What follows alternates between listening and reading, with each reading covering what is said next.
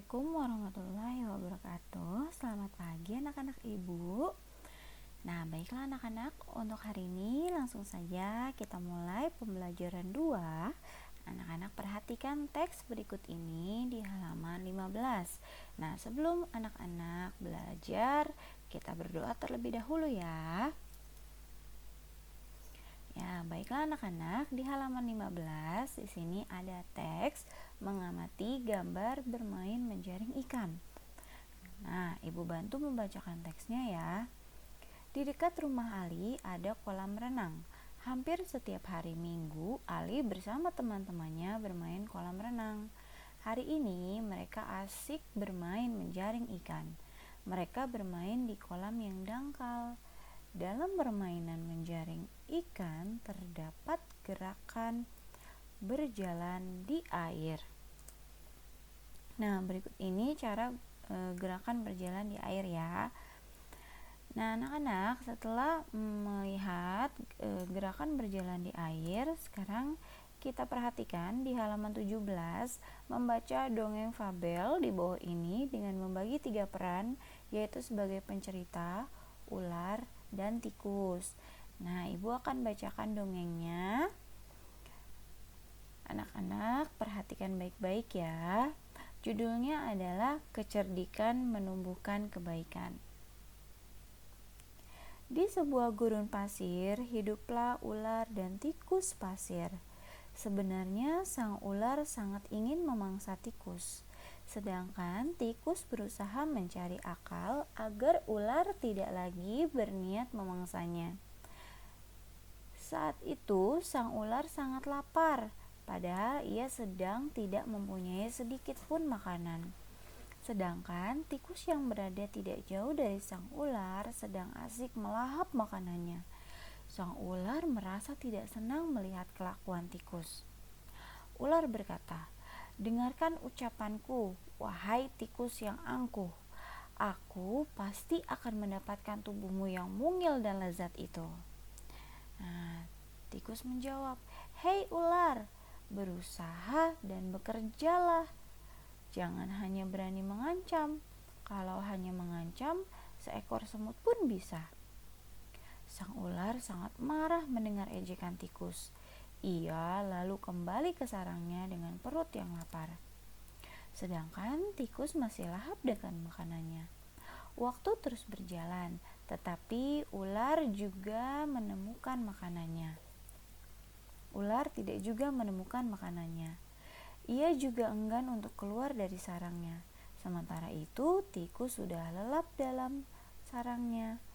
Ular yang masih dalam keadaan lapar segera mengendap-endap mendekati sarang tikus, meski ia masih sangat kesal terhadap tikus. Dan kini ular telah berada di sisi tikus yang sedang tidur pulas. "Hei tikus, aku sudah berada di sebelahmu dan siap untuk menyantapmu." Tikus segera terbangun dari tidurnya.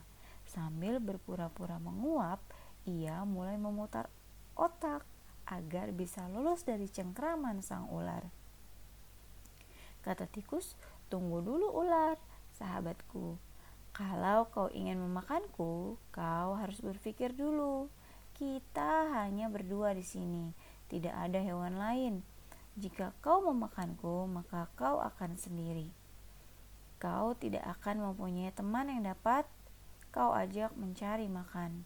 Kalau begitu, kau tidak akan makan dan akhirnya kau akan mati." Sejenak sang ular terdiam. Ia mencoba merenungkan nasihat tikus.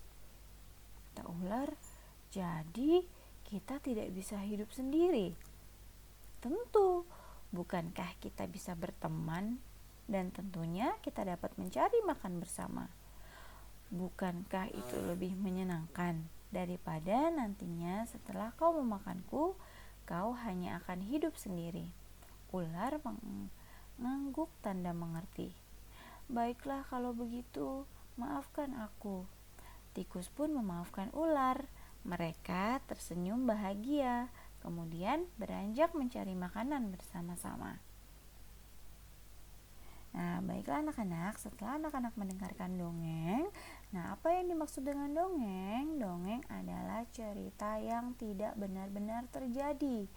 Nah, sedangkan fabel adalah cerita yang menggambarkan watak manusia yang diperankan oleh tokoh hewan. Nah, tokoh itu artinya adalah pelaku dalam cerita, yaitu si hewan tersebut. Nah, wataknya sifat dari masing-masing pelaku cerita. Pesan moral yaitu perbuatan-perbuatan baik dalam cerita yang dapat dijadikan contoh kehidupan. Di sini diskusikan sikap kebersamaan yang dilakukan oleh ular dan tikus. Nah, kira-kira apa ya? Sikap kebersamaan yang dilakukan oleh ular dan tikus adalah mereka memutuskan untuk berteman dan mencari makan bersama-sama. Nah, untuk bagian ini halaman 20 tidak usah dikerjakan ya, karena harus berkelompok. Halaman 21 juga tidak, kita lewatkan. Sekarang kerjakan halaman 22. Nah, di sini mendiskusikan sikapmu terhadap teman yang berambut keriting dan berambut lurus. Nah, sikapku terhadap teman yang berambut keriting atau berambut lurus adalah yang pertama, tetap berteman dengan rukun. Nah, yang kedua, menghargai dan tidak mengejek. Yang ketiga, tetap berteman dengan baik karena perbedaan itu indah.